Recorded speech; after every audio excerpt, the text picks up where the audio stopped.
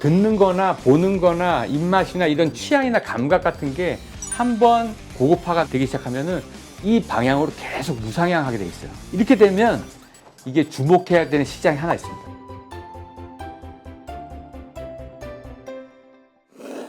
네, 안녕하세요.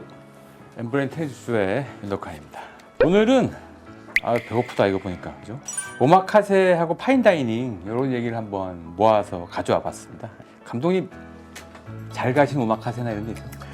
아니요, 없습니다. 제가 데이트할 때는 오마카세라는 단어도 없었고. 그러니까 이게 너무 비싸가지고 그게 한 뭐 4, 50만 원 이렇게 되니까 그렇게나 비싸나요? 그런 데 있어요.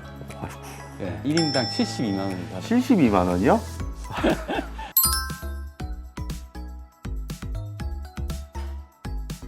오마카세 무슨 뜻인지 아시죠? 메뉴를 고르는 게 아니라 그날 아주 좋은 재료를 주방장의 이 실력에 맡겨서 가장 좋은 식재료를 이용해서 먹는 뭐 그런 건데, 대중 한때 뜬 거는 2022년도에 이 무지출 챌린지라는 게 유행했거든요.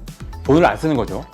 예. 그러니까 버스나 이런 거 안 타고 다 걸어 다니고 식비도 안 쓰고 도시락 싸고 다니고 이런 게 유행했는데, 이때 역으로 일부 2030 세대를 중심으로 이제 비싼 식당을 다니는 게 또 한쪽에서 유행하는 거예요. 그게 이제 SNS로 재생산되다 보니까 유행을 타기 시작했습니다. 그래서 확 떴는데 그 이후에 2023년부터 확 꺼지기 시작했어요.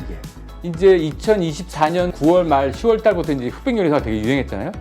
그때 굉장히 파인다이닝이나 오마카세를 찾아가는 뉴스가 있었는데, 알고 봤더니 안성재 셰프가 했던 모수라는 데도 문을 닫았더라. 이게 뭐 뉴스가 되고 그랬죠. 근데 요 모수 다시 개장했대요. 아, 그래요? 네, 3월 달에. 여긴 얼마예요? 1인분에 42만 원 정도 합니다. 아, 70만 원에 비해서는 싸네요.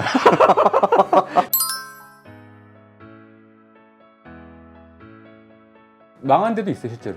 그리고 이제 잘 된 데도 있고, 막 이게 폭락했다, 중간 가격대 오마카세는 없어지고 있다, 막 뉴스가 있는데, 제가 보기엔 이건 이제 업장만 취재해서 생긴 것 같아요. 이제 입맛이 고급화에 맞는 조사나 이런 것들을 객관적으로 해보지 않아가지고 애매하게 나타나는 거죠. 그래서 저희가 조사를 해봤습니다. 흥미로운 게 있어요. 보면 의식주 중에 식비가 올라가고 있습니다. 이게 고물가 때문에. 요새 빵값부터 해가지고 쌀값 다 올라가고 있잖아요, 식재료가. 주거비를 이게 확 떨어뜨릴 수가 없어요. 옷도 거의 고정돼 있습니다. 근데 이 식비만 통제 가능하기 때문에 아마 고급 식당을 가는 비중은 이게 영향을 받을 수밖에 없습니다. 그런 맥락에서 봐도 지금 고급 레스토랑에 대한 니즈나 이게 생각보다 견고해요.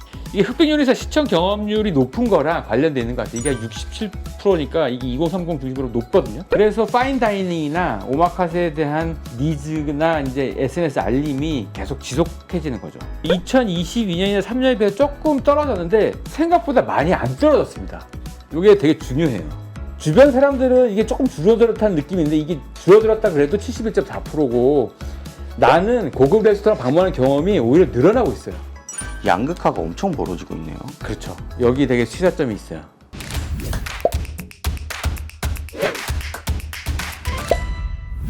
이런 측면에서 세 가지 한 시사점이 있습니다. 첫 번째는 뭐냐면, 입맛이 고급화되잖아요.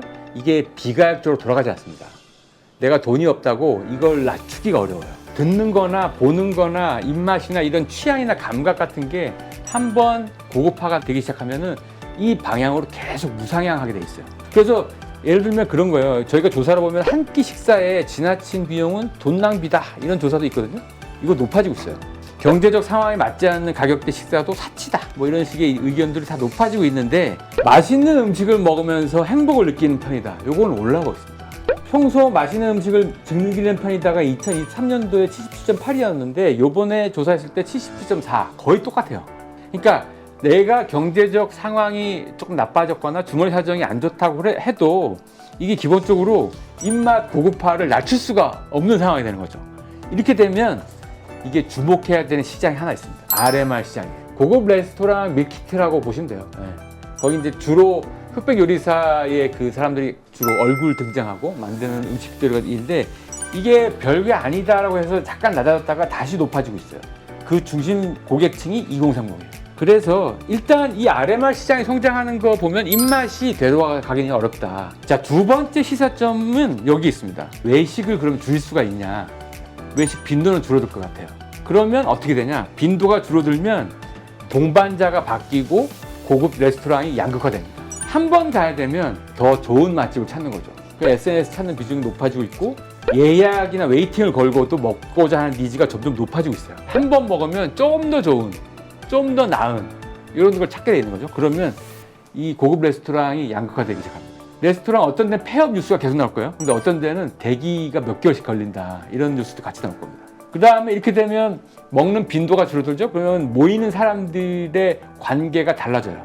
이게 뭐냐, 2023년도까지 고급 레스토랑 가는 사람들이 배우자 다음으로 동성 친구였어요.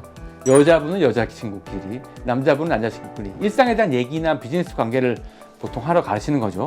근데 지금 조사해보면 배우자 다음으로 부모님, 연인 이걸 수준합니다. 그러니까 아마 가까운 가족 중심의 고급 레스토랑 식사 문화가 더 강화될 가능성이 있습니다. 이게 되게 중요한 시사점 두 번째고요.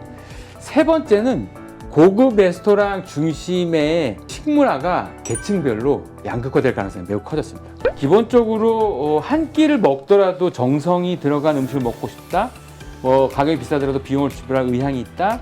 맛과 품질을 좀 더 중시한다. 나를 존중해주고 위해준다.